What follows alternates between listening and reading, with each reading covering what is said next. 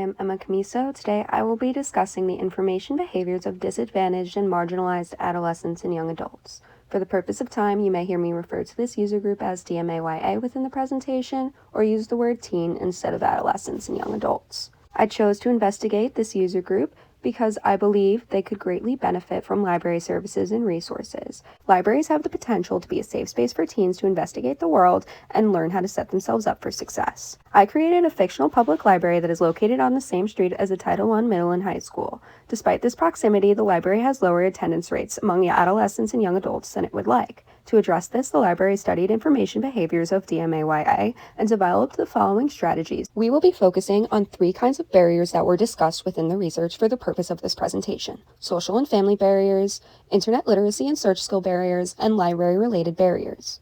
Social and family barriers are barriers that are related to societal and familial norms and attitudes. They limit information worlds as they make it harder for DMAYA to access information.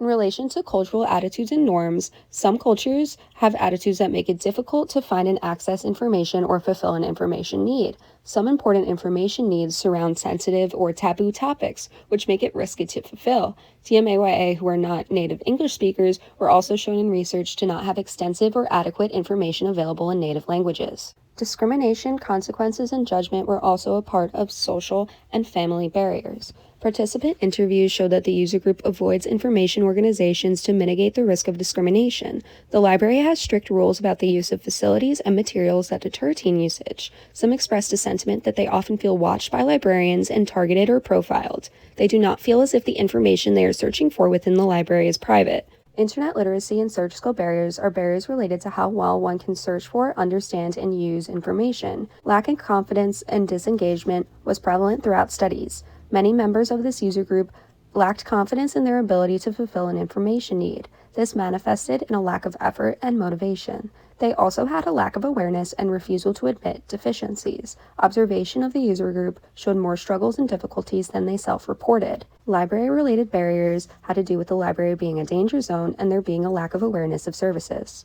Within the research, a danger zone was defined as an adult-controlled space with rules and norms surrounding information that are established by adults. There is an expectation of disclosure of information, and there are risks associated with the disclosure or non-disclosure of information. As libraries fit this definition, disadvantaged and marginalized adolescents and young adults may avoid using it to fill their information needs. Study participants expressed an overwhelming sentiment that libraries are just for books and reading. There was a lack of awareness of resources available and a dismissive attitude surrounding libraries. User group preferences were mainly surrounding quick, easily accessible information and face-to-face communication with trusted individuals. They cared more about accessibility than reliability. They gave up on information searches the second they believed an information need was met.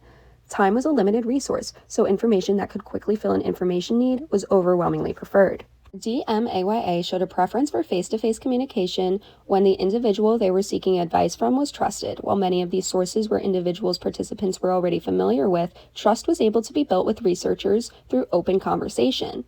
Teens displayed progressive disclosure throughout interviews as they tested researchers' trustworthiness through defiance, confrontation, and subversion. I analyzed key findings of the research through 2 separate lenses that offer insight into the information behaviors of DMAYA. Wilson's information search model asserts that the context of an information need produces barriers that determine the information-seeking behavior of a person or group. Wilson assigns barriers as personal, role-related, and environmental. Within information organizations, adolescents' backgrounds expose them to discrimination, resulting in avoidance and disengagement. This manifests in environmental barriers of limited information channels and low information literacy. The adolescents in studies occupied the social roles of students, houseless individuals, and unemployed individuals. These vulnerable social positions resulted in barriers such as time constraints and discrimination. Personal contexts such as culture, housing status, socioeconomic status, and sex resulted in barriers such as increased stress, stigma, and financial constraints. The everyday life information-seeking model concerns itself with the aspects of one's personal world and how they impact information-searching behavior. The model asserts that everyday life is composed of 2 main interconnected components: way of life and mastery of life. Both are impacted by values and attitudes, material capital, social networks, cultural beliefs, and life situations. These contexts influence the type of mastery of life displayed. Both pessimistic cognitive and pessimistic affective behaviors were observed in DMAYA. Pessimistic cognitive behaviors manifested as cost-benefit analyses and strategies to mitigate potential consequences. Pessimistic affective behaviors presented as avoidance, passive searching, and a reliance on support workers. Considering the barriers we identified and how they impact the information behaviors of DMAYA, I developed 3 strategies to increase DMAYA attendance and engagement with the library. The first is to create a separate adolescents and young adult space or teen room. This space will be separate from other sections of the library, and the decoration inside will be welcoming and relaxed. Popular interests within the age group are displayed in artwork and themes on the walls. Clear signage with an explanation of the right to privacy within the library will be displayed. This will help DMAYA perceive the library as less of a danger zone and show them that they do not have to share what they are searching. Privacy screens will also be put on several computers so DMAYA feel free from prying eyes and don't feel as if sensitive information they are searching for is on full view for anyone. Signage explaining common important websites, how to access them, and their uses will also be displayed. To try and position the library as less of a danger zone, rules should be more lax in the teen room. Noise restrictions should be lifted during heavy traffic times within the teen space. This will help DMAYA feel more comfortable and not as restricted in their mannerisms and attitude. This will help lower perceived discrimination. It is important to show in appearances, services, and materials that people from all backgrounds are represented at the library. The teen space should feature displays that celebrate diversity and highlight marginalized groups. Programs surrounding the theme of each display should also be conducted. Materials should be made available in a variety of languages spoken within the community. All signage and distributed materials should have Spanish translations on them. College students will be hired as dedicated teen support workers in the teen space. This will help the space feel less adult-controlled and will ensure that support workers are familiar with the future planning processes teens are completing. Activities will be conducted by support workers in order to build trust with DMAYA patrons. Staff in the teen room will also be tasked with completing training on discrimination and profiling to ensure employees are not worsening barriers and making the user group feel unwelcome.